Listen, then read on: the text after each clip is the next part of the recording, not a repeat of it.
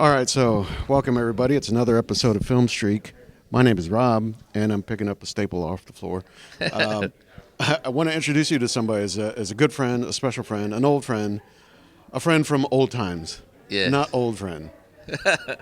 Tell us who you are. Yeah, hey, thanks, Rob. Geraldo Olivo, man, we go way back, all the way back. We went to high school together, and we've done so many different things together, man. So it's awesome. Creative work, family, personal life. Yeah. And, man, it's just awesome to hang and be at the festival with you, dude, and Yeah, talk about some of these films. We're here at the Houston Latino Film Festival. We're live. We're on stage, actually. And this is being recorded, so the noise might get a little crazy. We'll see how it goes. But we're here to talk about some new films as part of the festival. Yeah. Before that, though, I want to talk a little bit about the festival. And, I mean, you know, I've been here almost every year since it started 9-10 years ago. And I know you've been here a few years, but this is really your first year kind of back in the fold. Being a part of everything that's going on. Yeah, so, totally, man. Yeah, it's awesome because when it started 9 years ago, you know, we met David, Pedro at the Houston Film Commission First Thursday events. We made some films with them, and then the first year of the festival, they asked me to be the host, really, because it was like I was available. Yeah, we were both available. Yeah, not because I was qualified. It's just because I like to talk. And so that was awesome, man. I got to host the first year, the second year. You were obviously super involved with the whole thing. And then I had to stop for several years because I had to do job stuff, work stuff, take a bunch of tests.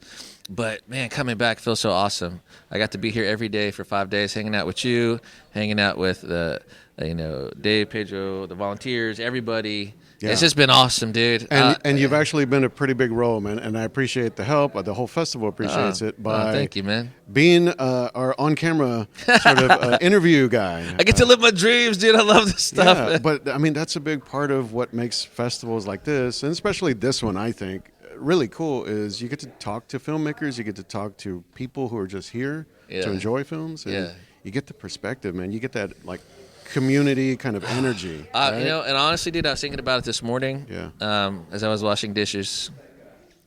So you know, the festival is so exciting and fun. And I'm like, oh yeah, so I got to wash dishes. Damn. But anyway, but like I didn't realize how much I missed it. I missed it, man. Yeah. God, it feels so good because it's a big part of who I am. Yeah. As being a creative person.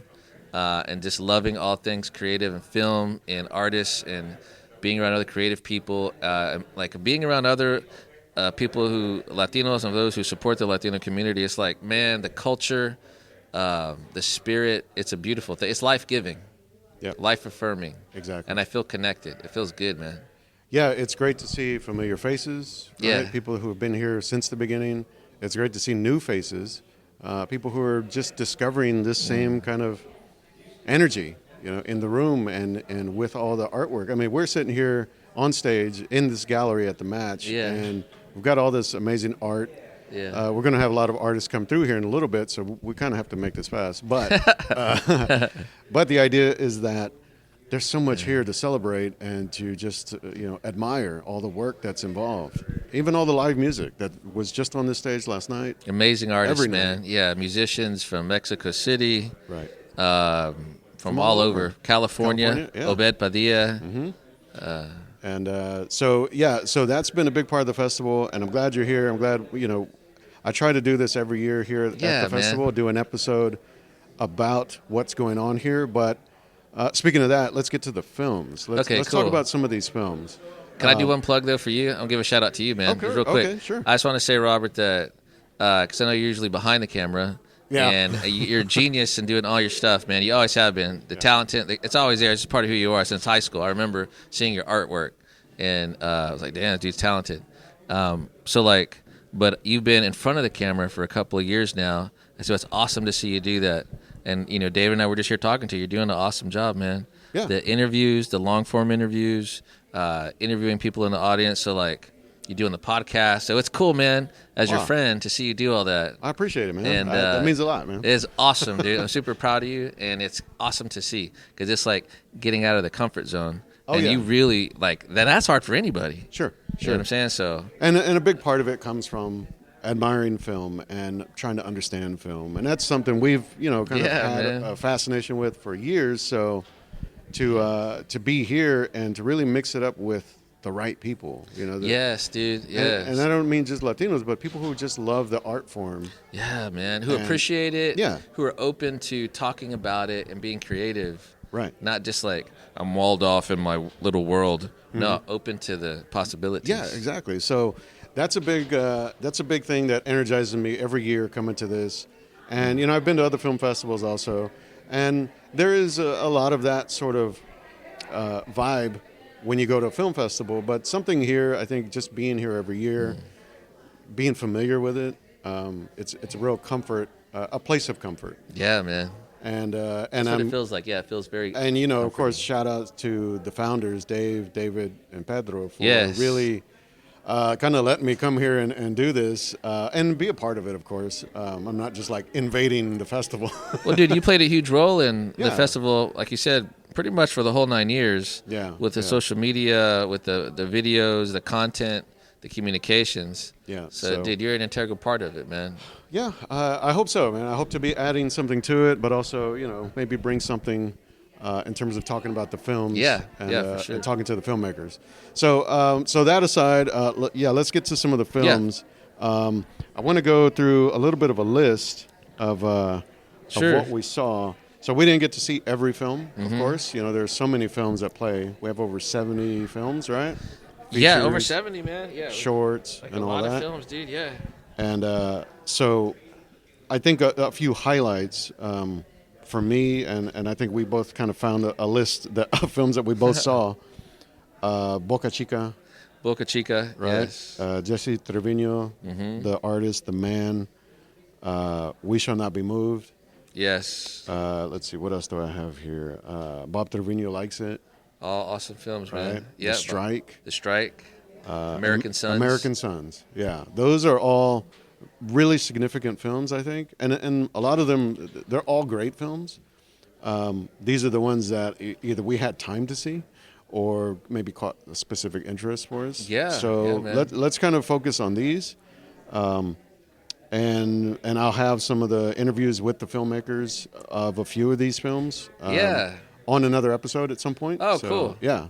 And of course, these will be on the Houston Latino Film Festival YouTube page. We'll start getting those interviews up because those were all recorded with video, and we'll try and put up as much as we can. Yeah, and there's a lot of gold in the interviews that you did with them because there's just so much that came out on multiple levels on art, film, society, community, what's going on in the world. It was just so much, man.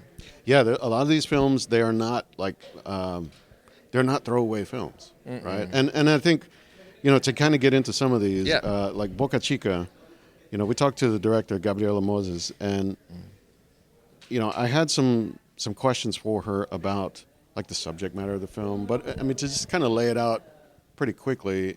It's about a young girl, right? Like a 12-year-old girl, I think. Yes. Living in the Dominican Republic, and she's having issues like kind of understanding some of the maybe darker or unknown sides of the world, right? And you've also got brothers or a brother and a cousin that's returning home. You've got the mother and the aunt. So it is this family dynamic. But then there's also this element of like, there's a kind of a darker, seedier side to the culture, like this child prostitution thing and, how tourism kind of affects the life, the way of life there. And, I asked her about some of that, but I mean, what were your thoughts on that? Like the way it. Yeah, well, I thought it was beautifully shot. The cinematography was excellent, but the subject matter, that, different countries are like, that are, quote unquote tourist destinations, and the kind of the situation of wealth and power and, that dynamic and imbalance, and then practices of people taking advantage of those that are not in power, and so really, it really sheds a light on a topic that needs to be discussed, and shown a light on. And I think the film really did a great job of putting it in a way of telling a human story, but touching these subject matters, sex trafficking, child prostitution, all those things that happen in the world, in countries around the world, but telling it through a human story that people can relate to, not only to build awareness, but just to see it through the eyes of these characters. To build a connection, right? To build a connection. To have a real emotional connection to the issue. Yeah. But also it's rooted in a family story. I mean, the film ultimately is a story about this family. Yeah. It's not about that darker side of the world, but it does acknowledge it, right? Yes. And I told Gabriella, or as we were talking, I said, I'm glad that the film, her approach to it wasn't to just, we're going to solve this problem in this film. I mean, it's a huge problem, and it's nothing there's no magic solution to it. 100%. Yeah, there's no magic bullet. I mean, this has been going on, since the history of the world. I mean, this is... But I think her way of saying, well, people still have to live this way, and they have to navigate this, and still deal with their own personal and personal family dynamic, whether it's keeping secrets from each other or not acknowledging things in the past or dealing with trauma, It's all that stuff happens for everybody. See, that's the thing, man. It's universal. Yeah. It's universal. Family secrets, trauma, the things that are unspoken for years and years and years, and the heaviness and the silence. It's, and that's right. That's a human experience, part of the human experience. Yeah. So I think that's the real power in the film. The setting of it and the way it's put together, the way it's shot and edited. I think it's top notch. It looks beautiful, but it's got some real substance to it, Yeah, it really does, man. I think Gabriella did an excellent job in just building a awesome story, grounded in reality and grounded in just everyday life. Yeah, Yeah, and it's enough where it even has its own kind of charms. There's the element of her, the little girl, Desi, I think, right? Desi. Yeah. She wants to become a singer, and so she's kind of got this battle rap situation with the other kids in the neighborhood. Yeah. And then becomes a friend with one of them, and it's just the way childhood goes sometimes. The person who you think could be your enemy could end up being a friend. 100%. Yeah. Or if not a friend, at least someone you can get along with in some way or relate to, even though you didn't expect it. So it has its own kind of charm in that way, I think. Yeah, man, it really does. It really does.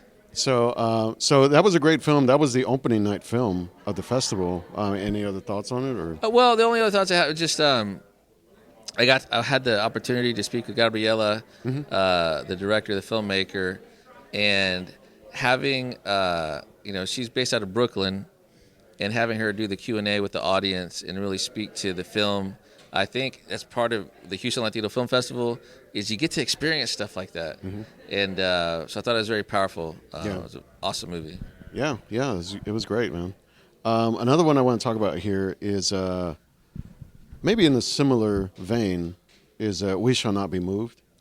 And I say similar because it kind of deals with some very adjacent themes. This is about a woman who's an older woman, but she's a lawyer, if I remember right. And she comes up, it's like a package gets delivered to her house, or an envelope with some materials in it. It's got a photo, and that photo kind of starts to open up a mystery that she had been sitting with for a long time, right? Yeah. About the death, what happened to her brother. Yeah, what happened to her brother that, the military and the city she was living in, the government, they were thinking it was like the Mexican. It was in the 60s, some Mexican protest or Mexican protest, and her brother was a part of the protest, and the picture is very graphic. Yeah, and it's a soldier smiling. Yeah, in the juxtaposition of him, just this big, huge, bright smile. Yeah, and there's her brother basically beat up and lifeless in the photo. And so when she sees that, it kind of spurs her on this journey to find that soldier and to get some sort of justice or revenge or retribution, I guess. Yeah. And Yeah, man. just to look at the synopsis of it or even the trailer, it's like how's this going to work? Like, she's not going to go John Wick, of course. No. But I mean, the way this story unfolds and the way the actress in the film portrays this character of Socorro, who, I was amazed at like the kind of weight and the gravity she brings to it. She blew my mind. Like, as an actress, a powerhouse. Yeah. And this movie is a beautifully shot movie in black and white. That's right. Socorro, the actress, she has her presence on screen. She fills up every frame, and is a very complicated character. And it also has this mischievousness in her, and also this underlying rage of wanting to avenge her brother's death. And there's just one thing I wanted to mention too is that there's some lighthearted, comedic, brilliant things in the movie. Yeah. It's just the right touch. There's another character a younger guy, that's her friend, and he's real goofy and kind of silly, and they kind of have this banter back and forth between this trying to plot out kind of strange, like morbid sort of wit and banter that they have. But it's so cool. I know, but it fits. Yeah. It's not like laugh out loud, but it's like, ooh. Yeah. They got some bite. And just their back and forth, but also, the way they're like coming up with this scheme and they're trying to find this soldier, and yet they're not professionals at this. They don't know how to do this, so they're having to do the legwork and figure it out. Yeah. I'm sorry. Go ahead, man. No, so the actress in the film, I had to remind myself, Luisa Huertas, right? Okay. So she plays Socorro, and that's a real, it's a role that I wasn't sure how that was going to come across, but she nails it. She's a G in this film. Oh, straight G. Man, at some point I'd love to meet her in person, because her talent, huge, man. Just like you believe it. Yeah, 100%. You believe it, 100%. She's doing that. And and then of course when the film kind of comes to its resolution, it's not quite where you think it's going to go, or at least where it's leading you, or leading the character to think it's going to go. But it is a sort of a similar thing to Boca Chica, where it is this character having to deal with some past, some unresolved things, That's right. And again, on the podcast, we want people to watch the film. Of course. So I got to be careful, because I'm all excited about talking about it. Yeah. I don't want to be like, "Bleh." Yeah. No. Yeah, I will pause I try to avoid spoilers, so people can enjoy the film. Of course. But because I'm thinking about the end, but it's very well done. Yeah. And it's a little bit of a rug pull, because it's like, I didn't know that was going to happen. But it makes sense, and it fits this story, Totally fits the story, man. And some of the other stories going on, like, she has her son and his wife living with her, that kind of side story, and the relationships, which talks about the family dynamics and relations. I think it's universal that if someone dies tragically in your family, and we've all had people die that's related to us or friends, part of life, and how we cope with it, or how we don't cope with it, and how her son played that part and her dealing with it. And I want to share what happened, but it's intense and deep, and it's just very, I don't know how to say it, it's just very cool. It's got layers to it. Yeah, it's got layers, man. I did, and I'm glad you mentioned it. I did enjoy the cinematography, the black and white, the use of black and white, because it can be something that's kind of a gimmick if it's not done well or done right. And in this film, it's effective, Yeah, it has it does have a timeless thing. The black and white, it's not gimmicky at all. It fits the story. Yeah. So a great film again. Let's see, we'll pull up another one here that I think was pretty interesting. Oh, okay, let's do this. We'll do a Trevino double feature. Sweet. Jesse Okay. Trevino, the artist and the man, right? Yeah.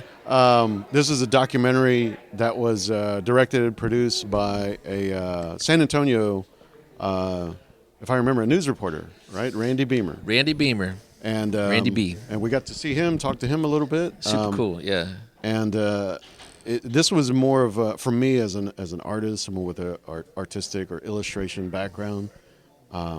This was kind of an eye-opening thing for me because, this documentary is about Jesse Trevino, who did so much of this amazing artwork and murals and these mosaic pieces in San Antonio that are like, they're landmarks, right? Yeah, man.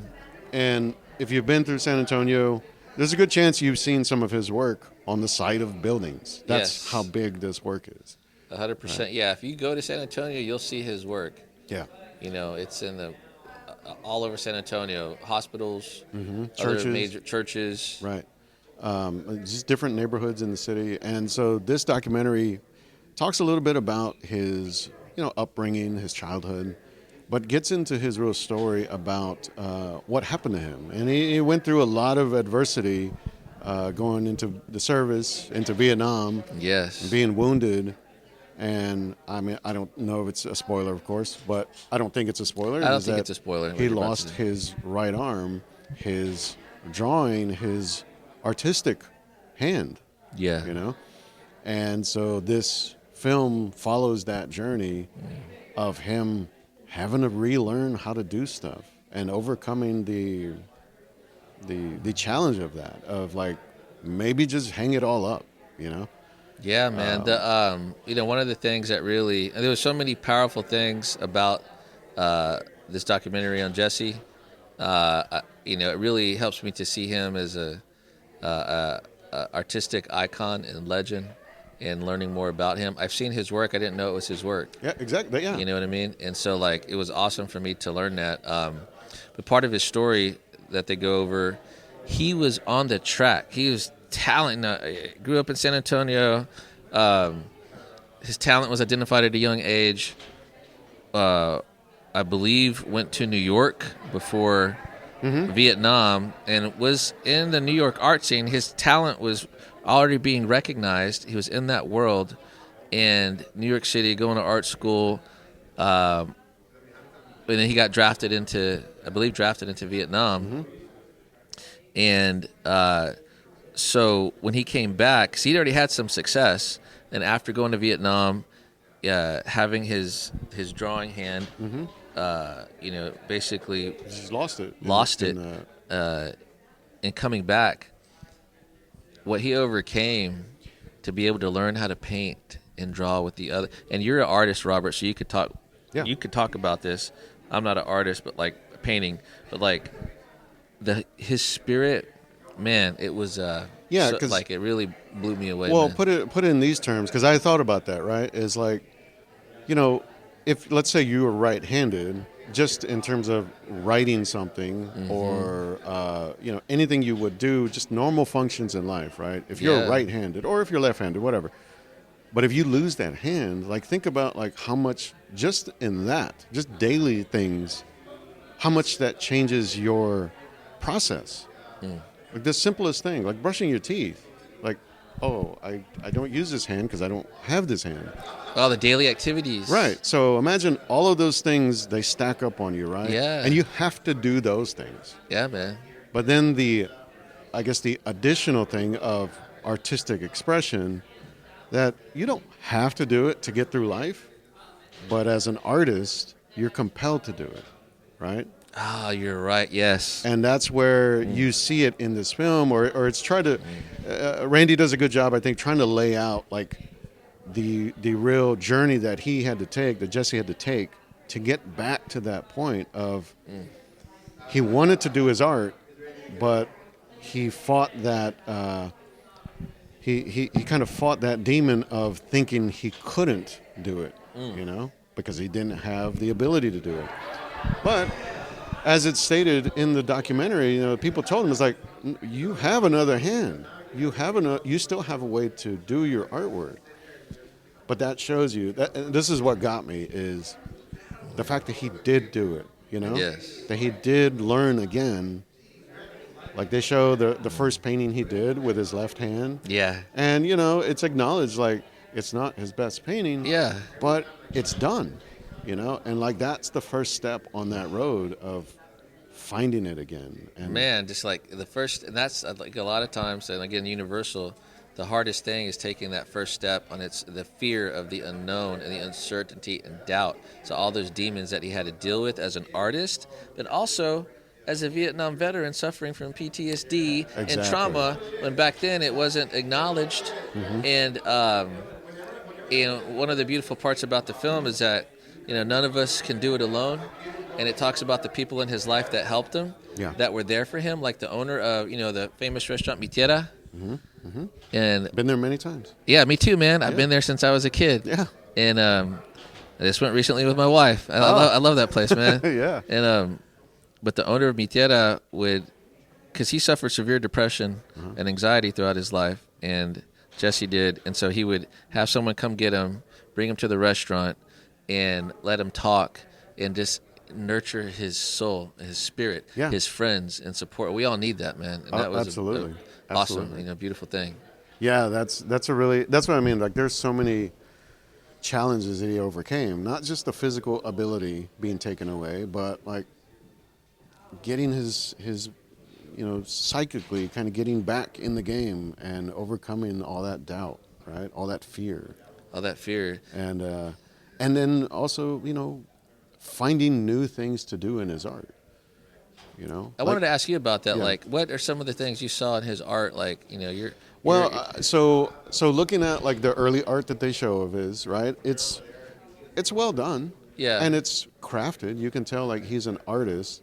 Yeah. And you know, and I should have even mentioned this to Randy, but for anybody who does see the film, is, you know, a lot of Jesse's work was based on photography, right? So he would kind of repaint, or not repaint, but paint versions of photos that he took. And just looking at the photos, because they show some of the original photos and then the painting of the photo. Yeah. It's like just the photos alone were pretty nice. Like they were actually really like well composed and lit. And it's like he was already, I mean, just a great photographer. Yeah, no, for sure. So then to take that next level and paint his version of it, whether he's integrating other themes of like Chicano culture or things of life in San Antonio, like to build that into the work. Yeah. I think that's where, you know, that's where his early stuff was. It was finding an identity, but then after he came back, you could see there was a deeper approach to what he was showing. You know, like they showed the one that he did in his house.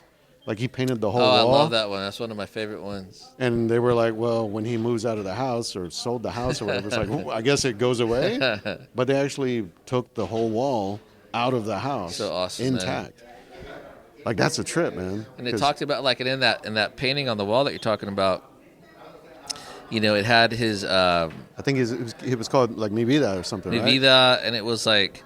A picture of his car, a picture of the pain medicine he had to take from all the surgeries and stuff with his arm, and it had him as a soldier in Vietnam and some other images. But it was very powerful, man. It was like, this is my life. Yeah, and that in that sense, it was maybe more of a, I don't know, collage type of painting or something. It wasn't like based on a photo. Yeah, that's what I say. Like, there's a change, there's a departure from what he had done before, and then it became more you could see his real ideas, his real thoughts coming through, I think. Yeah, man, really, his spirit, like what he was going through. Yeah, and he's channeling that sort of work that he had to do into the art, you know. Yeah, which man. I mean, look, I'm a big proponent of that. I believe in that art is. It can be very therapeutic, you know. It can be a way to work out things that you've got on your mind, things that are troubling you, maybe things that you aspire to. Put it into your art.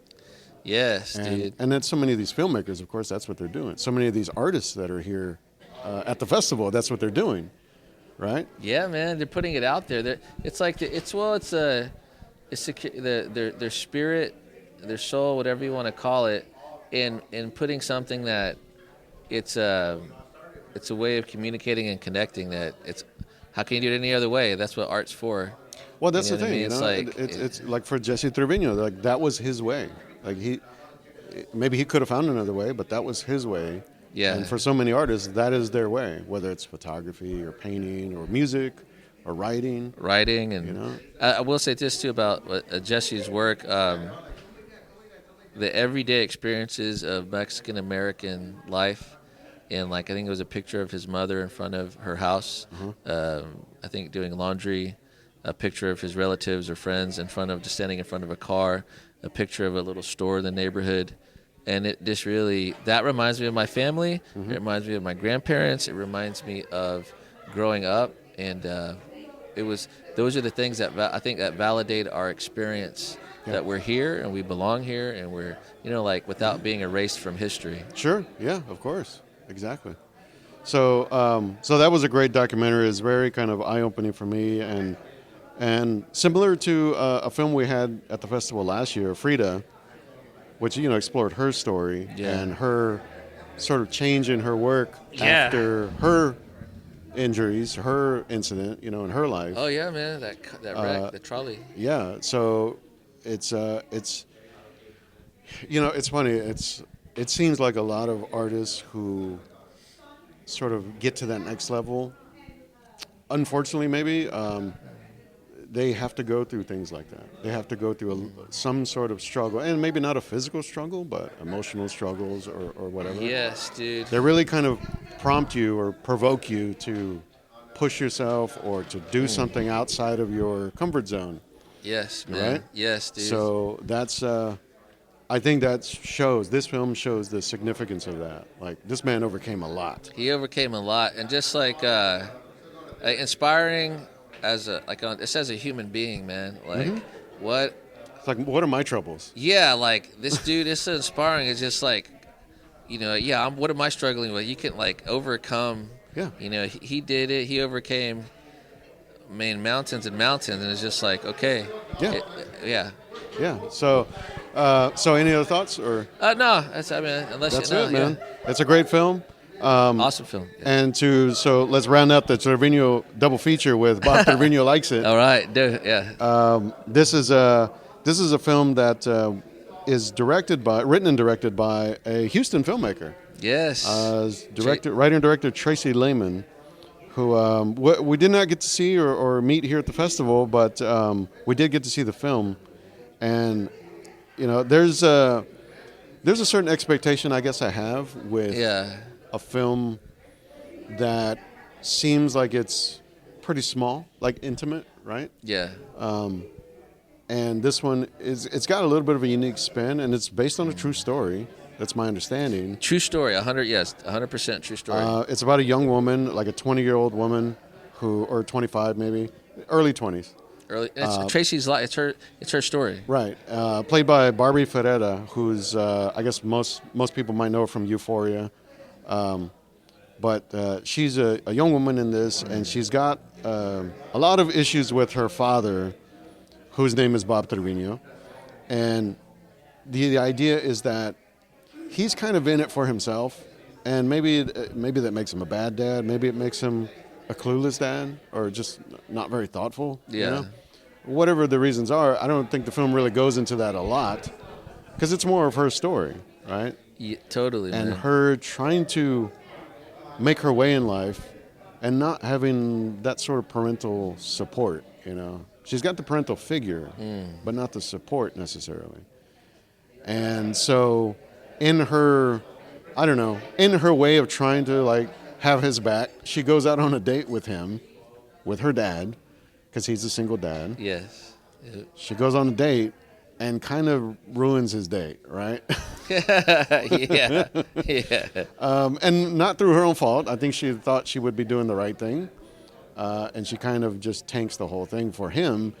And that really gets on his side, his bad side. And he kind of is like, you know what? I don't know what, I'm out of this. Which is, it's a pretty tough call, right? Oh, yeah, man. Yeah. So, the story follows her and her sort of despair, her trying to figure out how do I either make something right, make this right with my dad, or how do I kind of make something new for myself, right? Like a new path or some other way to have that support, have some acceptance or whatever. And so she finds another Bob Trevino on Facebook, just randomly, right? Like searching. Yeah. I think she was searching. Well, she was searching for her dad, and then she types in the name Bob Trevino, and she gets a response right away. It's like accepted as friend request. She's like, oh my God, it's my dad. Yeah. But then it pops up as just some random dude named Bob Trevino. Yeah, yeah. It's not an uncommon name. Yeah, man.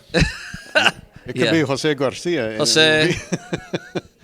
But, yeah, man. But the idea with the film then is that this new Bob Trevino, who is played by John Leguizamo, he's got his own issues. He's got his own life and his own things that he's dealing with, work things, family things with his wife.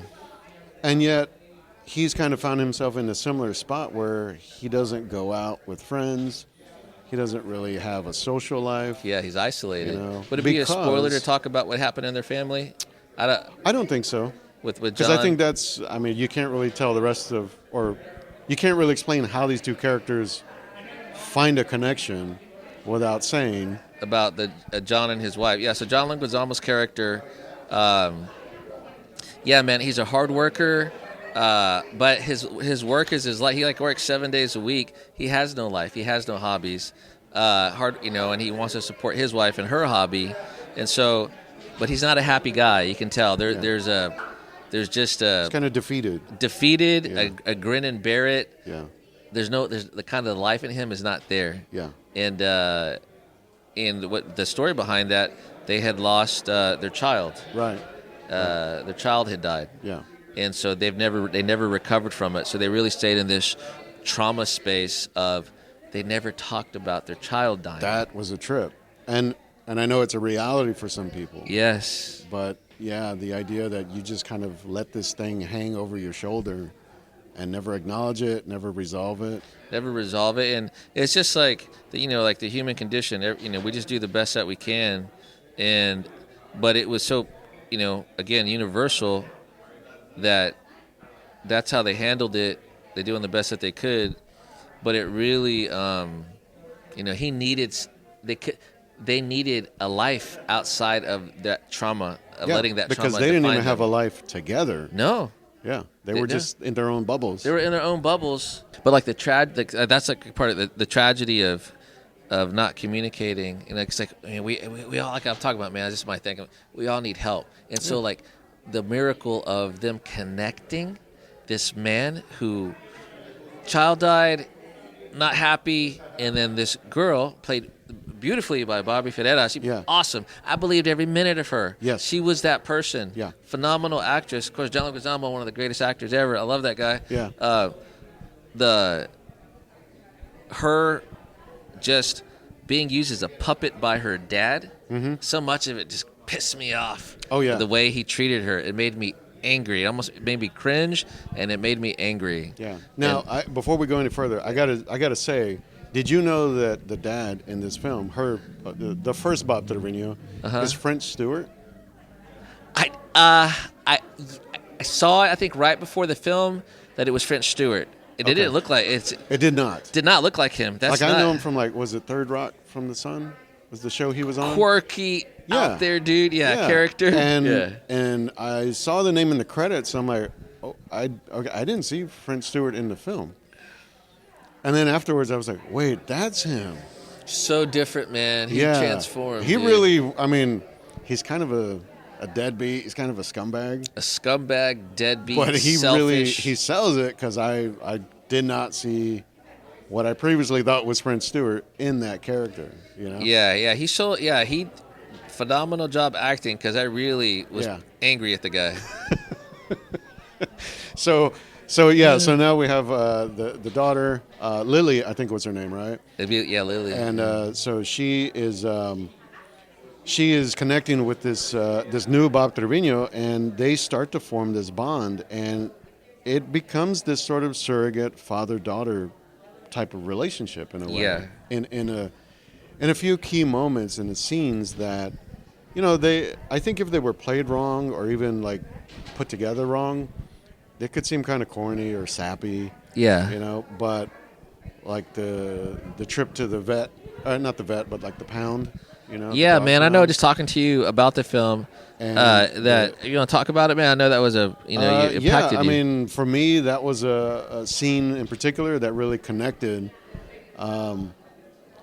because I have a daughter. I have a 20-year-old daughter, and she loves animals. She loves dogs specifically, and she works with dogs. And to see that scene in the film and Lily's reaction to it, not just because there are dogs here, but because she was trying to face some internal, like, kind of demon that haunted her about something she thought she did when she was a kid. She hurt an animal, and she didn't want to be in this space and be with these animals out of fear. Yeah. And so to overcome that and to live in it and to own it and accept it and be okay with it. And the way it was played by Barbara Ferreira, it got to me, man. It really got to me. Because in a way, I saw my daughter in that. Not being afraid of animals or something like that, but just the joy and the love that she has. Man. That was that was a real deep, it kind of hit deep that moment, man. But also, the scene where they go out to look at the stars or the falling stars. Yeah. Right? You could see that in another film. Might be kind of cheesy or whatever. Yeah. But it's really played well here. So I really like the way it was done. I won't say more about the film because there's some pretty big things that happen later in the film. Yes. That really make a difference. 100. Yes, totally. But I think we got, the people who are listening get the gist of like the dynamics of what's going on. Yeah. And how, kindness and compassion and like life, there's always reason for hope. Yeah. And especially in dark shit. Excuse my language. Yeah. No. I don't know what rating this is, but we drop it every once in a while if we have to. All right. Yeah. No, but I think it's a really well done film. I'm glad we got to see it here. So those are a great couple films. We've got a couple more films that we want to talk about. Yeah. One specifically that I want you to give me some more about. Sure. Your feedback on. But we'll do that in a part 2. We'll do another episode. Awesome, man. Looking forward to it. So for the meantime, look, if you want to hear some other episodes of this, go to filmstreak.com. I'm glad you're checking this out. If you've found this because of the festival, because you talked to me or you talked to Geraldo, thanks for coming by. Thanks for listening. And, of course, you can go download other episodes. You can go to IMDb. I have a list of all these films. I have a list of all of these 600-plus films. Where? On IMDb. So For you real? can make a list, right? Like your own personal watch list. Anyone can go look at that? Yeah, so I made a public list. So Oh, anybody wow, can dude. go there. Well, I'm glad you told me now. I got to go look at Yeah. it today. So that way, if you want to find out, where's it streaming or like where's it Oh, available? awesome, dude. Or if it's in the theaters, like I can go buy tickets straight from IMDb, right? I'm glad you did that. Thanks for sharing them. Yeah, man. So Whoever's that's a handy yeah. thing. For me, I just kind of geek out Yeah. and start making lists and all that, keeping track.